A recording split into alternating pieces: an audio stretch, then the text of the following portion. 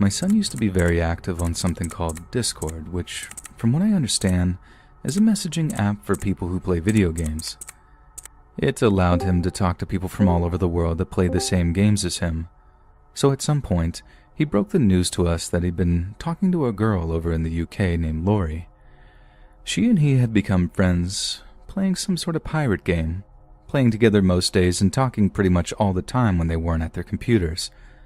And eventually, he just up and asked her if she wanted to be his girlfriend, and she says yes.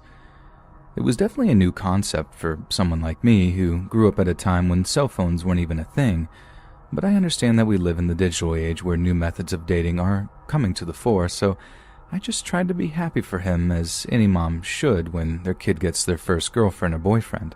Plus, with an entire ocean between them, it's not like I have to worry about them getting accidentally pregnant or something. However, one Sunday afternoon, my son emerges from his boy cave for what seemed like the first time in days, walks into the TV room where me and my husband are sat, and with a very concerned look on his face. We asked him what the matter was, and he just kind of shrugs, tells us everything is cool, and then just kind of wanders out again. So as you can imagine, me and my husband give each other a look as if to be like, what was that about? My husband gets up, follows our son into the living room before gently prodding him about anything that might be bothering him.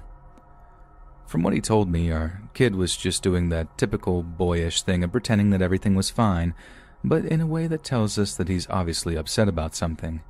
My husband then told me he asked after Lori, with our son responding in almost a visceral way of like, why are you always in my business, blah blah blah.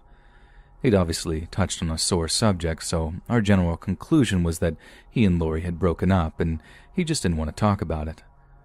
We weren't about to press him on it, so we kind of just left him to it to get over and move on to someone new. But over the next month or so, our son seemed to get increasingly depressed.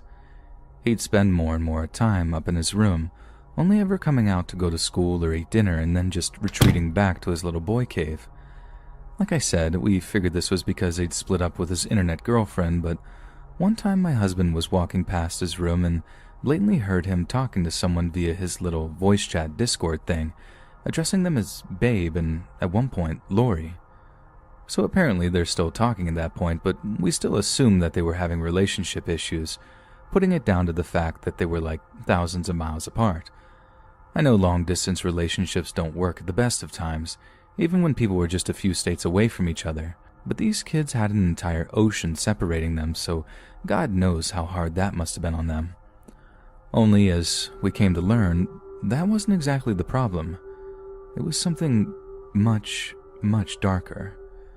So as I said, our son seemed to be getting more and more depressed over the course of the month, and it got so bad that at one point that me and my husband discussed getting him a therapist or something to nip the problem in the bud before it could morph into something less easy to deal with. But suddenly, out of apparently nowhere, he just perks up.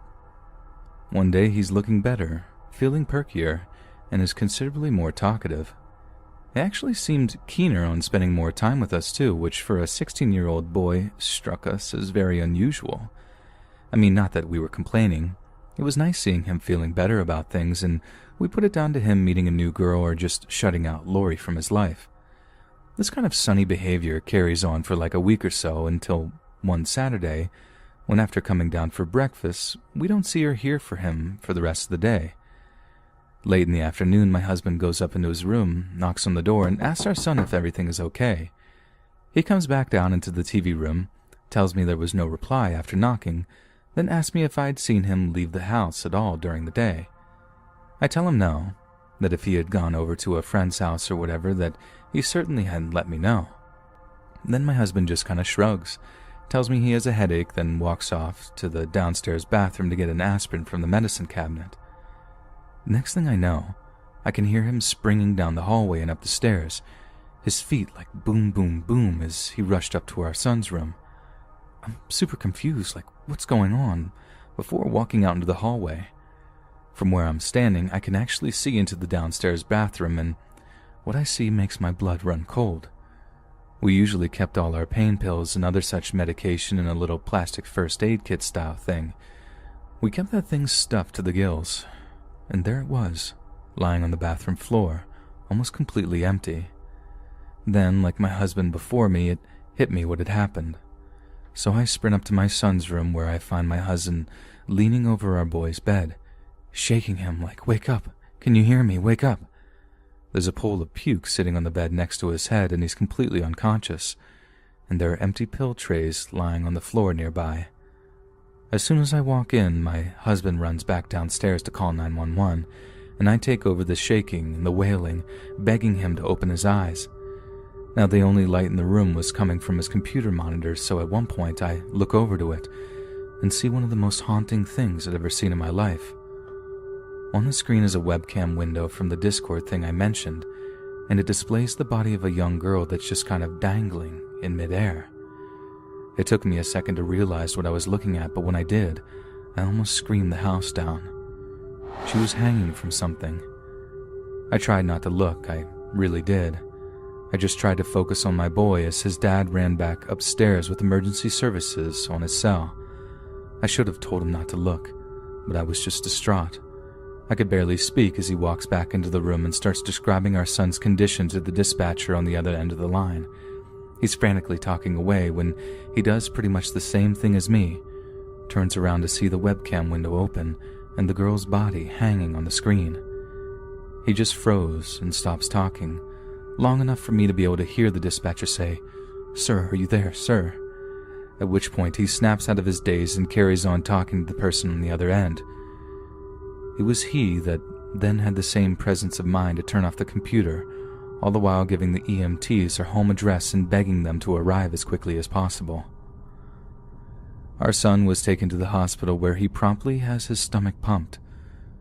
We stayed all night, waiting in the visitors area, and when a doctor finally approached us with an update on our son's condition, I found my heart racing as I prepared for the worst. But thankfully, we'd gotten him to the hospital just in time. He survived, barely, but the same couldn't be said for the girl on the computer screen, who we assumed was this Lori girl he'd been in the long-distance relationship with. When our son woke up and saw us in the hospital room, he burst into tears. He apologized over and over again, and we all just cried it out together. He then proceeded to spill his guts to us about what had happened, and I honestly couldn't believe my ears. It turned out that they'd formed a kind of pact together just the week before, right around the same time he seemed to have perked up and gotten out of the funk he was in. Apparently, that was what did it. That she and he had figured out a way to escape the pain they were suffering, and that the revelation had been some kind of boost to him, as morbidly insane as that sounds. We went ahead with booking him into therapy, and he's doing much, much better now. We don't monitor his online activities, as he figured he'd just find a way to subvert us, but we definitely don't allow him to have a computer in his bedroom anymore. And since then, me and my husband have made an effort to acquaint ourselves with the darker corners of the internet, and believe me, there are some days I wish I hadn't. Because my God, are there some horrendous things out there, things I wish I'd never seen, and that I'll never be able to get out of my head.